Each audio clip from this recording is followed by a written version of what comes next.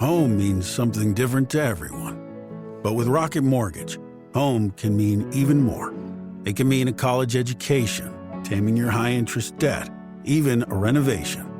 We've made it easier than ever to use your home equity.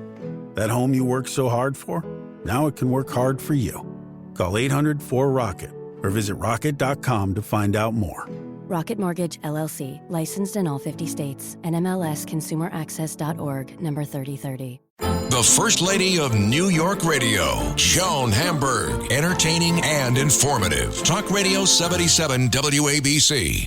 Everyone loves this holiday, and people have their special ways of celebrating forever. My friend Joy Behar, it's one of her favorites. She always loves it. She does a special lasagna that has become legendary. And the truth is, you never get to taste it because it's such a legend. It seems to disappear before anyone gets to it.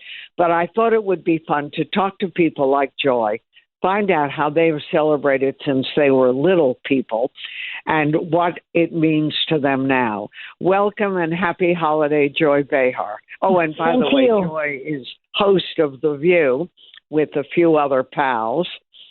Anyway, are you getting ready in the spirit? Happy Hanukkah, Joan. Today is the first day of Hanukkah, I believe. That's right. And I wish that you were here making potato pancakes.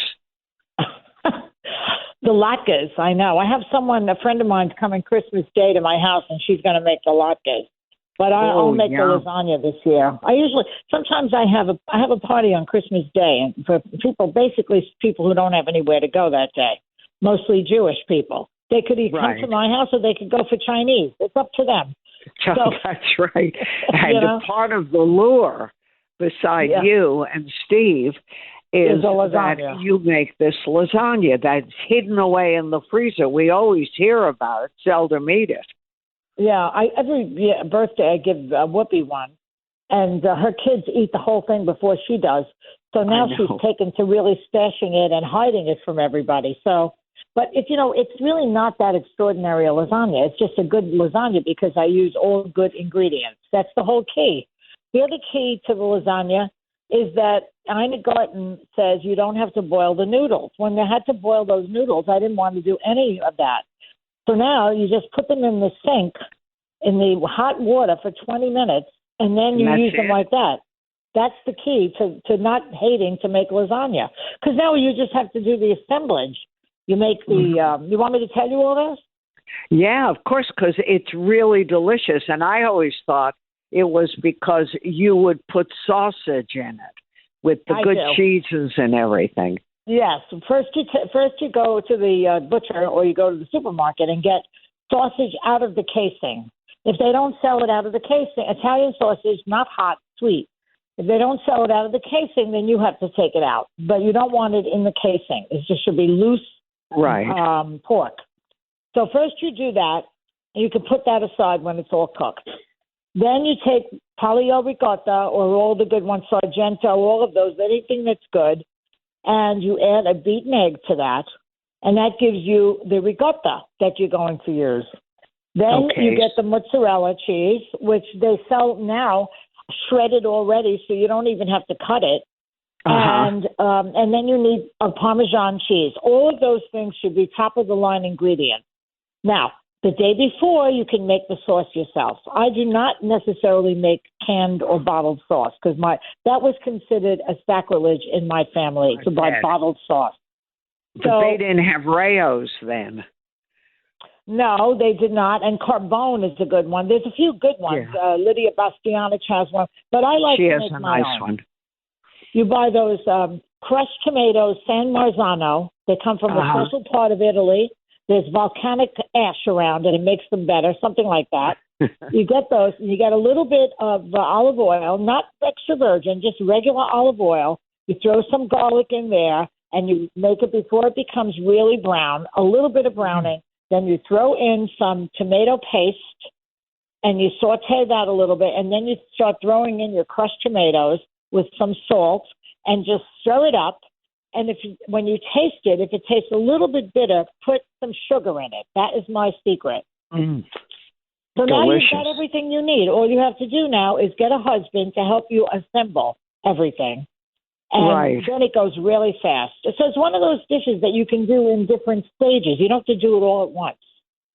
Well, and when you everybody bake likes it, it. sometimes you freeze it, right? So it's always Yes. ready when you want it. Well, I don't believe in making one lasagna at a time. I mean, as long as you're going to be assembling everything, you might as well at least make at least 2 of them. Yeah.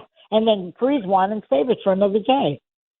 And what do you do? Okay. Do you add sausage always or not? I have one for my son-in-law who doesn't eat meat. He's a vegetarian.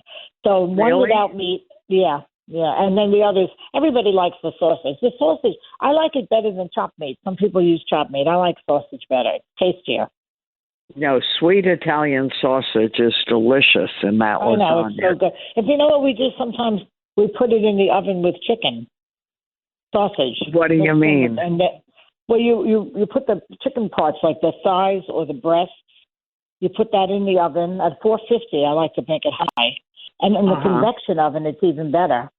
And you throw in a couple of pieces of that Italian sausage with the chicken. Ooh, delicious. That sounds delicious. Yeah. And you put some potatoes in there too while you're at it. Ah, heaven, with That's a a little good dish. rosemary. Yeah, you could do that. But I like chicken with rosemary. That's a good idea. Yeah. That really So you sounds see, good. I wish we anybody were at can your cook. house.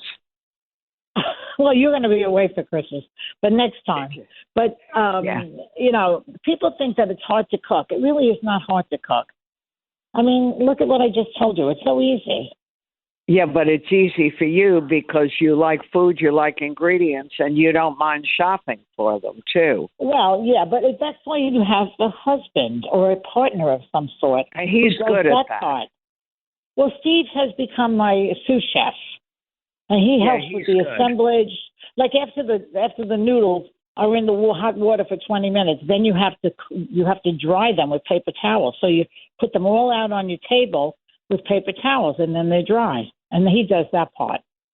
Perfect. No, Not but exactly he heavy also lifting. appreciates a good meal. Does Yeah, your of course. grandson like lasagna? Yeah, he does. My grandson likes Mexican food better than Italian food. Of course. He likes Yeah. it spicier. Yeah, he likes that. I mean, not that he'll turn it down. He eats it. He's got a real healthy appetite, that kid, and he's skinny. Yeah, well, God bless him. I remember when he was a little boy, he would sit at the American Hotel with you and order the most expensive thing on the menu. Thinks nothing of it. I know, You know what? he's just a little actually kid. He was a little kid, but I told him you need to write a column for the American Hotel. But he'd say things like, "Well, I like the crabs at the American better than the crabs at the other place, wherever it was." You know, he would just be—he's like a little man. When he I was know, little. very- Now he's becoming a teenager pretty fast, and it's a completely different child. You know. Right, that's what happens. From the devoted kid who only wanted to eat with you, Yeah. and now they Well, want to your get little away boy- from us. Your granddaughter must be going through changes too, right? Yeah, of course. Yeah. That's what happens, everywhere. When you were a kid, was there a special meal your mother made for Christmas? Well, they would make lasagna. Yeah. Well, Christmas Eve was actually the food night because the Italians do the Feast of the Seven Fishes. So they And would your have, mom did baked- that every Christmas It Eve? wasn't just my mother. We had aunts and uncles and everybody Right, the would be family. cooking. Yeah, so they would be baked. My son-in-law does it now. He's unbelievable, that boy. And he's actually a does great the cook, seven fishes. right? Yeah, he's a very good cook. But, he grew up around his grandmother and his mother in Staten Island, Italian boy, and he knows how to cook because he's been observing them for all his life. And he actually makes the seven fishes on Christmas Eve, that kid. I can't believe it. Huh. No, and that's so good. And what kind of fishes? Does he use shellfish or regular? Well, he'll do baked clams. He'll do linguine with clam sauce. He'll do a calamari, fish salad. He'll do like a bacala salad, which is cod. That's good. That's delicious. What else? That Steve? sounds really good. and some lobster also if he feels flush. Wow. Yeah. I love that. I know. Well, your daughter, who's an artist, Jill's daughter is a wonderful potter, and she's out in the East End of Long Island if you're looking for a fabulous gift. Well, and she I'm has not a just website. saying it. There's a website, she does. EveBeharCeramics.com. Yeah, they can look her up. And great things to buy. Does she cook too? Not really. Why would she when her husband does it? I mean, you only need one cook in a family. You don't need two. And you guys do it. Well, when we're at home in the city, Steve does all the cooking because I cannot stand these small kitchens to work in. I don't have a big apartment. I have a small galley kitchen, so I don't do it.